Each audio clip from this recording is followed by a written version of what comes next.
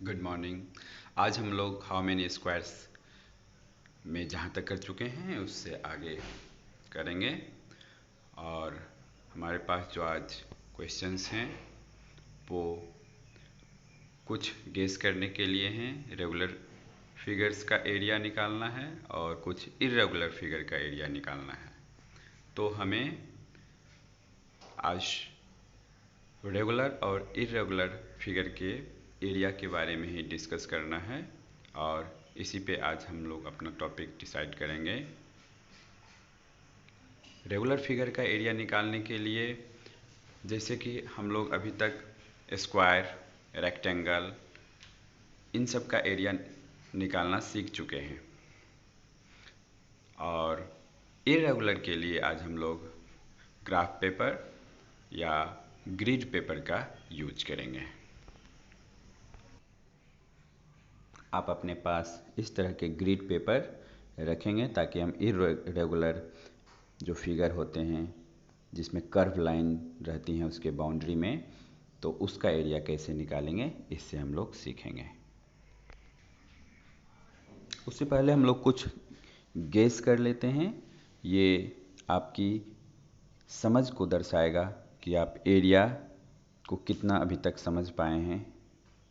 एक बार और आप ये समझ लें कि चारों तरफ का जो बाउंड्री होता है, जो घेरा होता है, जो फेंसेस हैं या जो लास्ट लाइन है, जो दीवार हैं, उसके अंदर का जो क्षेत्र है, जो उसके अंदर का जगह है, वो एरिया कहलाता है।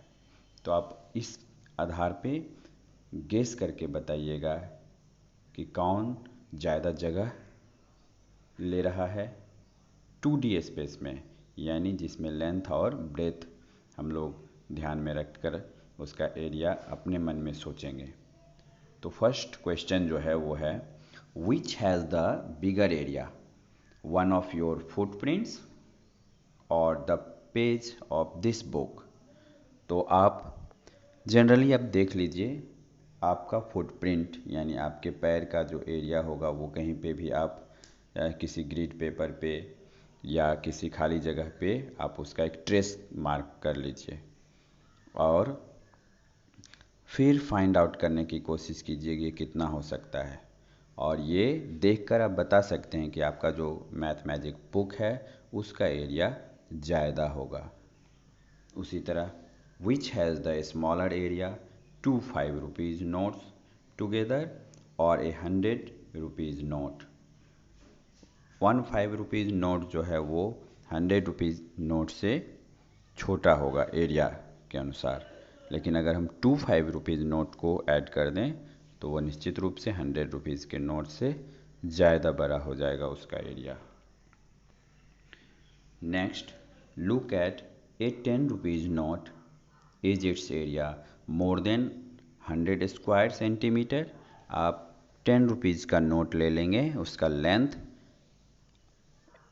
और उसके विड्थ यानी लंबी जो साइड है और जो छोटी साइड है उस दोनों को मल्टीप्लाई करेंगे। चूँकि 10 रुपीज़ का नोट जो है वो एक रेगुलर रेक्टेंगल शेप का है, तो रेक्टेंगल में हम लोग एरिया निकालने के लिए लेंथ इनटू ब्रेथ करते हैं। तो चूँकि आजकल दो तरह के 10 रुपीज़ के नोट आते हैं, पुराने और नए, तो इस दोनों में से जो भी आपके पास हो, इस दोनों का आंसर अलग अलग हो सकता है। तो आपके पास जो भी 10 रुपीज़ का नोट है उसका लेंथ मेज़र करेंगे और उसका विड्थ यानी ब्रेथ मेज़र करेंगे, लंबी वाली साइड और छोटी वाली साइड। दोनों तरफ लंबी वाली साइड होती है और दो तरफ छोटी वाली साइड, लेफ़्ट और राइट छोटी वाली साइड, टॉप एंड बॉटम लंबी वाली साइड। अगर आप उसको वर्टिकली लेंगे तो लेफ़्ट और राइट लंबी वाली साइड हो गई और टॉप एंड बॉटम छोटी वाली साइड हो गई। तो दोनों को पहले आप लेंथ और ब्रेथ मेज़र करेंगे, फिर उसको एरिया निकालने के लिए मल्टीप्लाई करेंगे। तो ये गेस करने का है, तो पहले आप गेस कर लीजिए, फिर बाद में इसका आप एरिया निकाल के देखिएगा कि आपका गेस सही होता है कि नहीं होता है। नेक्स्ट देखिए, is the area of the blue shape more than the area of the yellow shape. Why? Blue shape और येलो शेप में यहाँ दो शेप बने हुए हैं, दोनों रेगुलर हैं। एक तो रेक्टेंगल है जो येलो शेप में है और एक ट्रायंगल है जो ब्लू शेप में है। लेकिन ध्यान से देखने पे आपको पता चलेगा कि ये दो ट्रायंगल मिला के एक रेक्टेंगल बनाया गया है और ये ब्लू शेप में भी दो ट्रायंगल है। और उसको अगर हम इस तरह से सजा लें तो दोनों एक दूसरे का पूरक शेप है, यानी एक ही शेप को अलग अलग ढंग से रखा गया है। ट्रायंगल को अरेंज किया गया है दो अलग अलग ढंग से। एक ट्रायंगल के साथ अरेंज करके एक रेक्टेंगल बनाया गया है, उसी को फिर वहाँ से हटा के दूसरी तरफ लगा दिए हैं तो वो एक बड़ा ट्रायंगल बन गया है। तो इस दोनों का एरिया सेम है।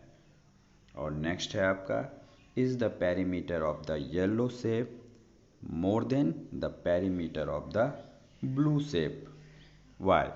अब इसका पेरीमीटर निकालने के लिए हम लोग क्या करेंगे, पेरीमीटर इसके का मतलब है चारों तरफ का घेरा, चारों तरफ का boundary.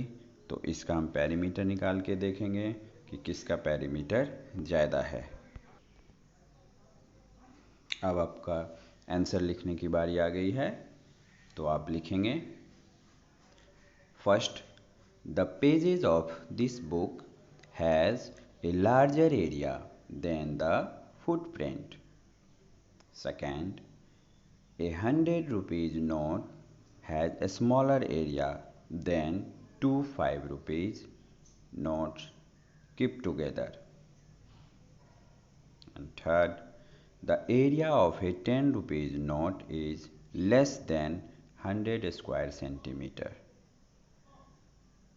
Fourth, the yellow and blue shaped figures are divided into two triangles of equal area. We now see that the area of each triangle of the blue shape is more than the area of each triangle of the yellow shape. We can then say that the area of the blue shape is more than the area of the yellow shape.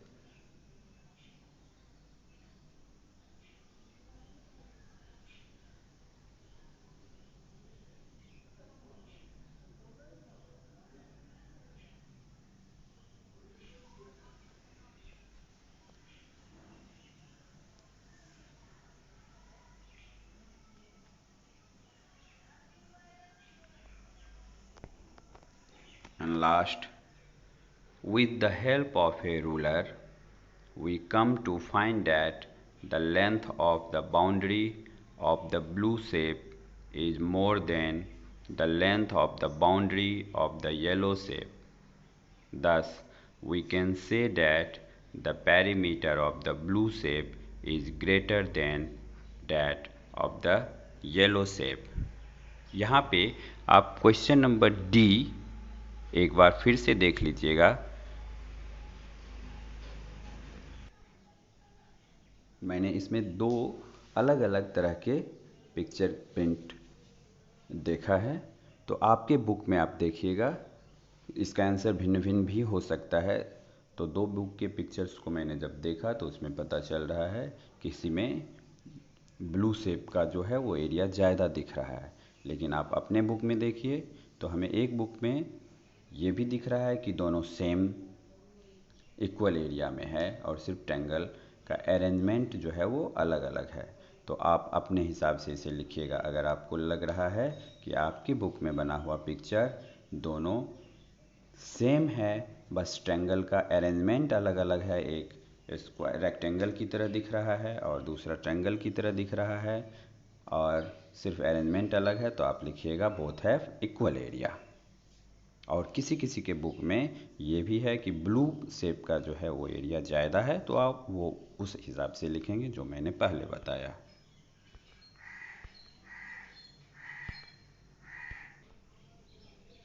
इसके बाद जो है वो आपका tracing paper से trace करके और ये ग्रीड पेपर पे आप अपना ट्रेस करके आगे के क्वेश्चन का जवाब देंगे। How big is my hand?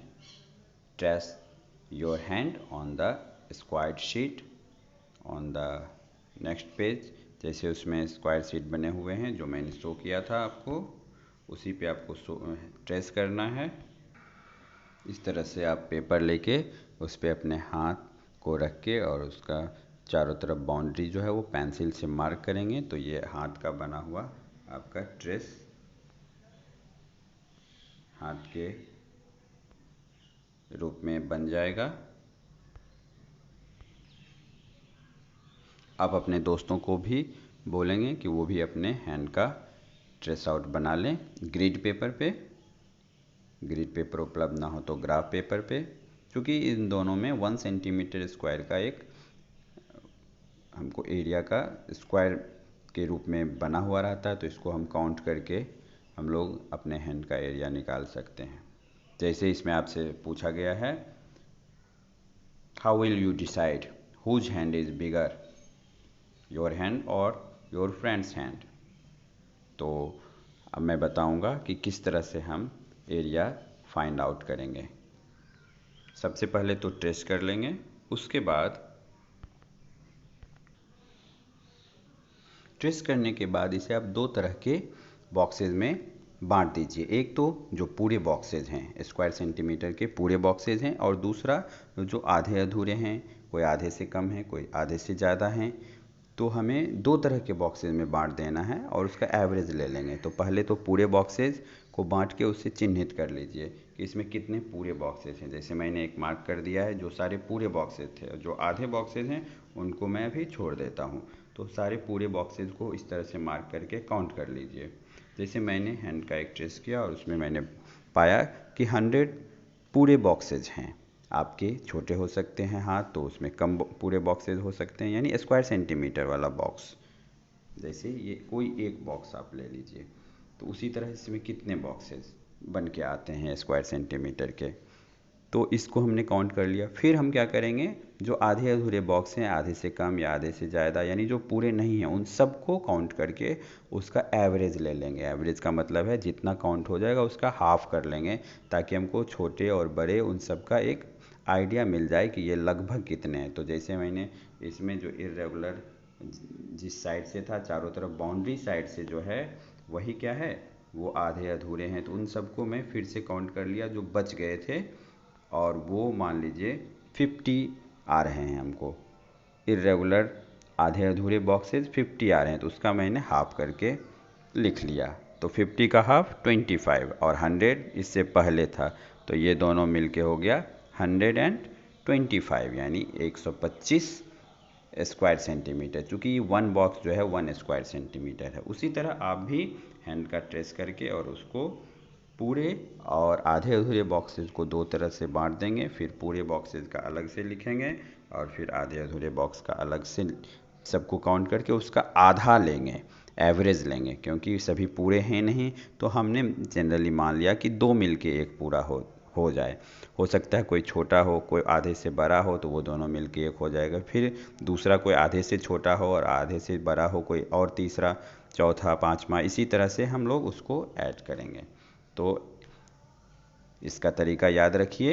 इसका मैं दूसरा तरीका और भी बताऊंगा अभी नेक्स्ट वीडियो में, लेकिन अभी आप याद रखिए कि टोटल पूरे बॉक्सेस को एक जगह इकट्ठा करके लिखेंगे कितने हैं, और जो आधे अधूरे बॉक्सेस हैं उन सबको काउंट करके उसका आधा लिखेंगे। उसको हम जनरली 2 बॉक्स को 1 मान के चल रहे हैं, और फिर दोनों का सम निकाल लेंगे। इस तरह से आप अपने हैंड का एरिया निकालिएगा। आप अपने दोस्तों के हैंड को का एरिया भी उसी तरह से निकालने को बोलिए, और दोनों का आप पता लगाइए कि किसके हाथ का एरिया बड़ा है। तो ग्रिड मेथड या ग्राफ मेथड का यूज करके आप अपने हैंड्स यानी इरेगुलर शेप का एरिया निकाल सकते हैं, और उसी तरह आप अपने दोस्तों के हैंड का एरिया निकाल सकते हैं। और इससे आप पता कीजिए कि किसके हाथ का एरिया जो है, किसके हैंड का एरिया बड़ा है। और इसमें आप अपने हैंड का एरिया लिखिए, फिर दोस्त से पूछ के लिखिए। उसी तरह ये जो ग्रिड पेपर दिया हुआ है, इस ऐसा आपकी कॉपी में भी है, तो आप उसका यूज कीजिए। और आप अपने फुटप्रिंट का भी मार्क बनाइए। पहले गेस कीजिए किसका फुटप्रिंट बड़ा है, किसका फुटप्रिंट छोटा है, और फिर आप चाहें तो उसका एरिया निकाल सकते हैं।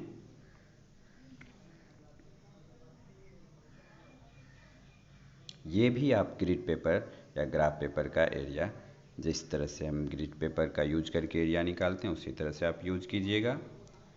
हाँ, आपके दोनों हाथों का यानी आपके अपने दोनों हाथों का एरिया एक जैसा होना चाहिए। थोड़ा बहुत अंतर आपको आ रहा है तो उसको इग्नोर कीजिए, क्योंकि वो ट्रेसिंग करने वक्त जो त्रुटि होगी उसके कारण हुआ होगा, क्योंकि हमारे दोनों हाथ का एरिया सेम होता है और उसी तरह हमारे दोनों पैरों का जो फुटप्रिंट का एरिया होगा वो भी सेम होगा। तो क्वेश्चन है आपका, is the area of both your footprints the same? तो यस। नेक्स्ट में हम लोग जो यहाँ पे ग्राफ पेपर पे दिया हुआ है इर्रेगुलर एनिमल्स का फुटप्रिंट और उसका एरिया के बारे में डिस्कस करेंगे। उसके साथ ही साथ और दूसरे मेथड से हम लोग इर्रेगुलर शेप का एरिया निकालेंगे। तो अभी तक आप पेज नंबर 37 तक आप अपने कॉपी में कर लीजिए इसको, और जो भी दिक्कत हो वो डाउट सेशन में या मैसेज में पूछिए।